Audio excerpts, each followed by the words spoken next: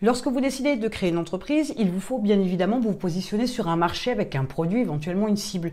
Peut-être que vous avez déjà vu quelques sujets que j'ai faits sur la chaîne concernant ce sujet-là.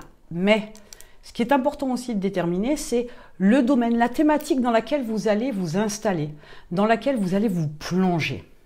Et il y a en fait 4 critères qui vont vous permettre de bien choisir le bon sujet, bien évidemment, mais le sujet sur lequel vous allez vraiment pouvoir vous positionner avec plus d'aisance, plus de facilité, sans perdre votre motivation. Parce que souvent, c'est des choses qui arrivent quand on se trompe de sujet, quand on se trompe de thématique, quand on n'est pas raccord entre la thématique et ce qu'on ressent pour ce sujet-là. Parce que si on n'a rien à dire, forcément, au bout d'un certain temps, ça va lasser. Donc une idée ne peut pas être que rentable, il faut qu'elle soit suffisamment creusée pour que le sujet soit assez intéressant et permette de durer dans le temps pour votre motivation, pour vos envies, pour vos idées, pour le développement de votre entreprise.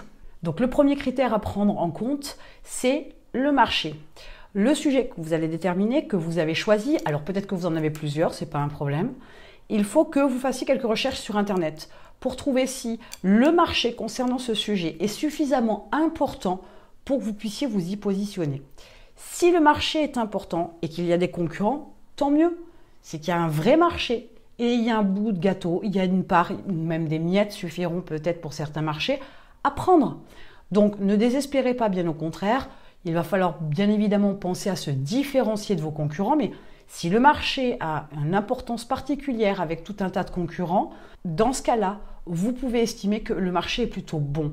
C'est une idée que vous pouvez garder, que vous pouvez conserver, vous pourrez la travailler ultérieurement, mais au moins sur ce critère-là, votre idée en vaut la peine. Prenez aussi en considération que votre marché doit bien évidemment avoir une vie depuis au moins 5 ans. Si votre marché est trop récent, cela veut dire que vous êtes plutôt sur un effet de mode, sur un effet de tendance. Il se peut que ça ne dure pas très longtemps. Donc ne prenez pas le risque de vous enclencher sur un marché qui est pour l'instant un effet de mode, qui n'a pas au moins 5 à 10 ans de vie. Parce que dans ce cas-là, vous pourriez vous retrouver à faire beaucoup d'efforts pour finalement pas grand-chose, puisque le soufflet va retomber, ce ne sera plus une mode, donc il n'y aura plus grand-chose à prendre. Et dans ce cas-là, vous aurez perdu énormément de temps. Et forcément, même si vous avez appris, donc forcément, votre entreprise, il faudra la faire bifurquer, l'arrêter ou recommencer autre chose. Mais vous ne pourrez pas perdurer dans le temps si c'est un effet de mode, un effet de tendance. Ensuite, le deuxième critère avec lequel vous allez passer à la moulinette vos idées, c'est que le sujet que vous décidez de prendre doit être un sujet qui vous passionne, un sujet sur lequel vous avez énormément de choses à dire, un sujet sur lequel vous avez un minimum de connaissances. Vous n'êtes pas obligé d'être un expert dans ce domaine, mais que vous ayez des choses à dire, que vous ayez envie de partager, que vous ayez envie de progresser sur ce sujet-là. S'il n'y a pas ça, une fois de plus, dans quelques mois, quelques années, vous risquez de vous essouffler.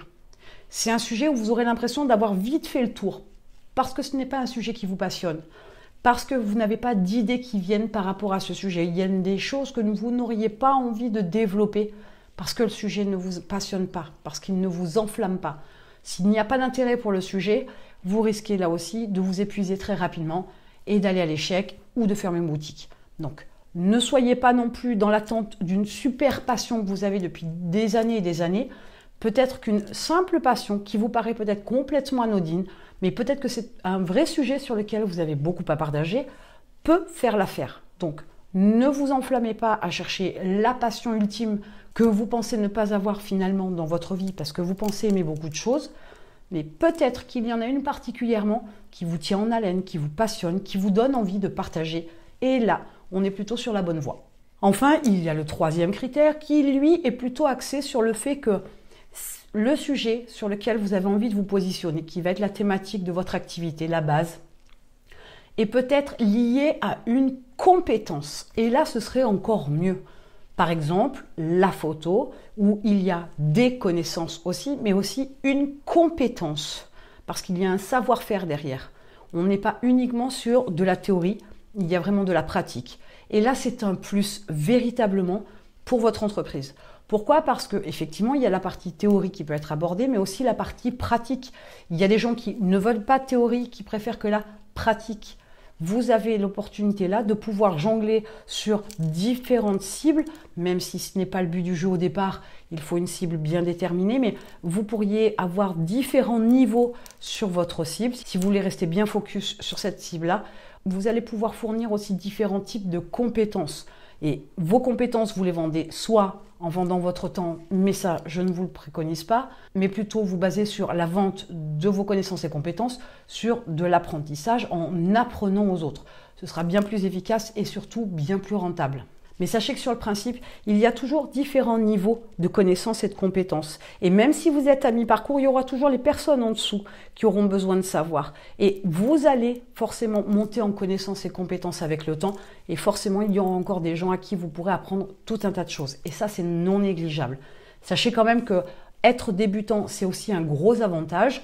Donc, annoncez à votre audience que vous débutez, que vous apprenez, vous partagez au fur et à mesure ce que vous apprenez, ce que vous testez, etc.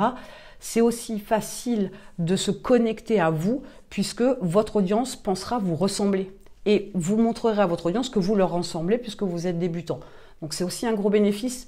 Alors, ne supprimez pas l'idée dans laquelle vous êtes débutant parce que ça peut être un gros atout que des personnes avec trop de connaissances et trop de compétences n'ont pas. Et ils ne peuvent pas bénéficier de cette possibilité-là de se lier particulièrement avec son audience très rapidement. Donc profitez-en, même si vous êtes débutant, c'est une bonne chose.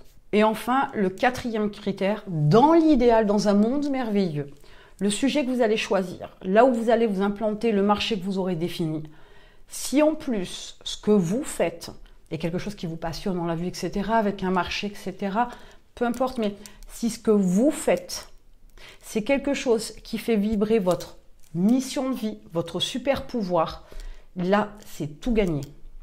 Il est important de comprendre qu'on a des compétences, on a des connaissances, il y a des choses pour lesquelles on est fait, il y a des choses pour lesquelles on n'est pas fait. On ne peut pas être bon de partout, on ne peut pas être nul non plus de partout. Par contre, il y a des choses qui nous font particulièrement vibrer. Si vous êtes capable de déterminer votre mission de vie, votre super pouvoir, appelez-le comme vous voulez, mais si vous êtes capable de trouver ça, vous allez pouvoir vous implanter correctement sur un marché avec quelque chose de plus puissant qu'une simple passion et qu'une simple motivation. Si le sujet sur lequel vous voulez vous positionner est lié à votre mission de vie, à votre super pouvoir, c'est un gros atout. Définitivement, vous avez un énorme avantage que beaucoup de gens n'ont pas. Beaucoup de personnes lancent leur entreprise parce que c'est rentable, parce qu'ils savent le faire. Ce n'est pas forcément pour autant que ça les passionne, mais il y a des gens comme ça qui vont remplir quelques critères. Mais si vous arrivez à faire passer votre idée et qu'au niveau des 4 critères, ça passe, vous êtes au vert, alors là, vous avez gagné le jackpot. Je ne dis pas que vous réussirez forcément. Je dis juste que là, vous en êtes à un stade où l'idée que vous avez déterminée, elle a 4 ronds verts, elle a 4 checks qui valident ces 4 critères-là. Et dans ce cas-là, vous êtes plutôt sur la bonne voie. Ce n'est pas toujours le cas, ce n'est pas obligatoire non plus, il ne faut pas se focaliser là-dessus. Mais si vous avez les 4 critères ouverts, c'est tout bénef pour vous. Donc voilà les 4 critères qui peuvent vous permettre déjà de faire un tri dans les idées que vous avez aujourd'hui pour pouvoir lancer votre business. Ça vous permettra déjà de vous mettre sur la voie. Alors il se peut aussi que les idées qui resteront peuvent vous donner un chemin, une approche dans un domaine particulier que vous n'aviez pas vu au départ, mais c'est en faisant ce tri que vous pourrez vous en apercevoir. Je vous laisse faire un peu de tri dans vos idées et je vous retrouve de l'autre côté.